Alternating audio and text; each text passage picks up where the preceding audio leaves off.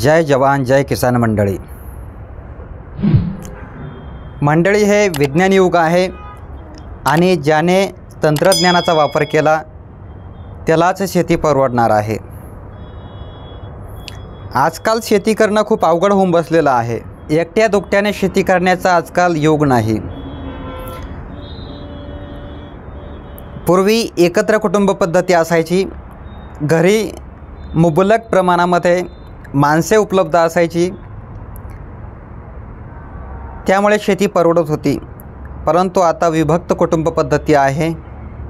माणसांची कमतरता आहे. मजूर मिळत नाही. मिळालं तर रोजंदारी जी असते, मजुरी जी असते ती महाग झालेली आहे.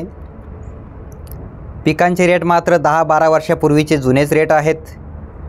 मजुरी मात्र वाढलेली आहे. तेव्हा शेतकऱ्यांना या गोष्टी परवडत नाही. शेती करणं अवघड झालेलं आहे. 10 एकर शेतीवाला एखादा शेतकरी जरी असेल आणि तो जर पारंपरिक शेती करत असेल तर त्यापेक्षा जे मजुरी करणारे लोक आहेत ते मजेत आपली मजुरी करून आपला उदरनिर्वाह चालवत आहेत. एखादा 10 एकरावाला शेतकरी आहे, तो शेतामध्ये कोणतंही एखादं पीक घेणार आहे. ते पीक येईल केव्हा, त्याला मार्केट मिळेल काय, नाही मिळेल, नैसर्गिक आपत्ती येईल किंवा नाही येणार,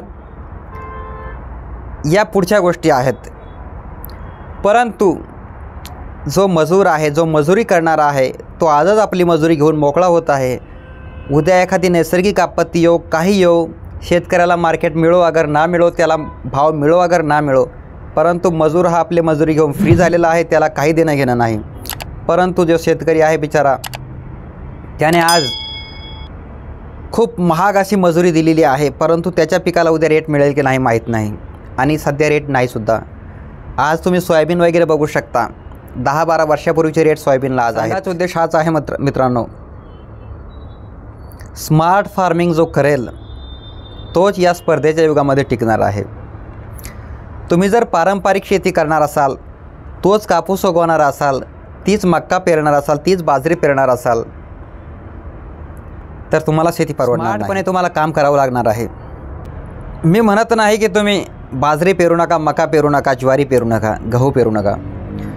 आपल्या घरी उत्पन्न देईल, आपल्या घरी खाण्यासाठी मुबलक राहील एवढं तुम्ही करा. खाण्यासाठी थोडीशी बाजरी पेरा, थोडी ज्वारी पेरा, थोडासा गहू पेरा. परंतु मार्केटचा विचार करून देखील नगदी पिकांची लागवड करा, फळबागांची लागवड करा, स्मार्ट फार्मिंग करा. पारंपरिक पद्धतीतून बाहेर पडा. शेतीला जोडधंद्याची जोड करत असतानाच एखादा जोडधंदा करा. शेतामध्ये तंत्रज्ञानाचा वापर करा. बरीच आधुनिक उपकरणे आलेली आहेत, त्यांचा वापर करा.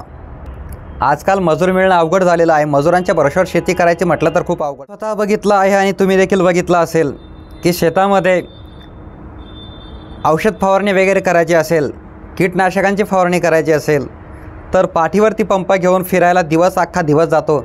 1 एकरमध्ये फवारणी करायचं म्हटलं तर 8-10 टाक्या बांधाव्या लागतात. त्याने मानपाट सर्व एक होऊन जाते. त्यासाठी मजूर देखील मिळत नाही. आता ड्रोन वगैरे आलेले आहेत. तुम्ही ड्रोनचा वापर करून फवारणी घेऊ शकता आणि अगदी कमी खर्चामध्ये ड्रोनद्वारे चांगली फवारणी होते. काही लोकांना ते पसंत नाही. काहींचं असतं की बाबा चांगलं, जसं आपण मॅन्युअली जसं फवारणी करतो त्याप्रमाणे होत नाही. परंतु आपली मजबुरी आहे, काय करणार. 50%, 60%, 70% तरी फायदा होईल, नाही 100% झाला तरी. त्यामुळे जसं होते तसा वापर तुम्ही त्याचा करू शकता. ड्रोनद्वारे फवारणी घेऊ शकता. शेतामध्ये मल्चिंगचा वापर करू शकता. एखादं पीक तुम्ही घेत असाल, त्यामध्ये जर तण जास्त वाढत असेल तर मल्चिंग पेपरचा वापर करू शकता, ज्यामुळे झाडांजवळ तरी किमान तुम्हाला खुरपण्याची गरज पडणार नाही. बाकी तुम्ही रोटावेटरचा वापर करू शकता. झाडांच्या बाजूला मल्चिंग घ्या, बाजूला रोटावेटर मारा, जेणेकरून झाडाजवळ जो खुरपणीचा खर्च आहे तो वाचणार आहे, वेळ वाचणार आहे. रोटावेटरनं लगेच एका कमी वेळेमध्ये जास्त एरिया तुमचा तण व्यवस्थापन करता येतो, जसं मी बागेमध्ये करतो, फळबागेमध्ये करतो. आपले जे शेतकरी आहेत एका पिकाच्या मागे लागले तर सर्व शेतकरी एकाच पिकाच्या मागे लागतात. तसं करू नका. अलग अलग पिकांची लागवड करा. शेतामध्ये कोणतं एकच पीक घेऊ नका. एखादी फळबाग तुम्ही लागवड करणार असाल तर एका प्रकारची फळबाग लागवड न करता 2-3 प्रकारच्या फळबागा लावा, जेणेकरून एखाद्या पिकाला मार्केट नाही सापडलं, भाव नाही मिळाला तरी दुसऱ्या पिकाला तरी किमान भाव मिळेल.